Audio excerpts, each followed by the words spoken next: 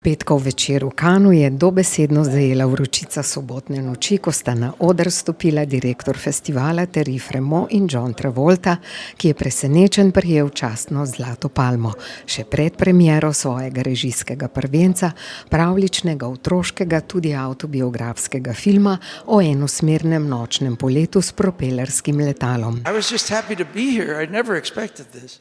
Thank you so much, Terry. Thank you. It's the recognition of thank you. everyone here all of you. in this room. Look at them. Slavospev radiju, predvsem pa Johnu Lennonu, je v soboto pokazal Steven Soderbergh, ki je s fotografijami in nekoliko tudi videoposnetki v dokumentarnem filmu podprl zadnji radijski intervju, ki sta ga imela John Lennon in Yoko Ono, o glasbi, skupnem življenju, odnosu med žensko in moškim, politiki, miru in ljubezni, le nekaj ur pred Johnovo smrtjo. Na lestvicah pa sicer s prednostjo najvišje kotira klasičen črno-bel film Pavla Pavlikovskega Očetnjava. V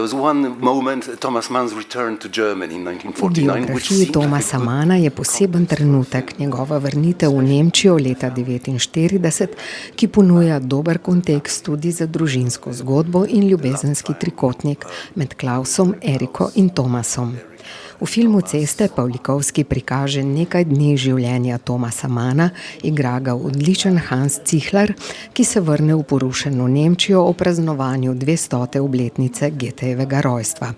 Ikono nemške književnosti, Nobelovca, s katerim imata obe nastajajoči nemški državi različne načrte, na poti od Frankfurta do Weimarja spremlja hčerka Erika, imenitna Sandra Hiller, tudi vez med razpršeno družino Mannovih. Film ima vse atribute festivalskega nagrajenca, a festival je šele na sredini.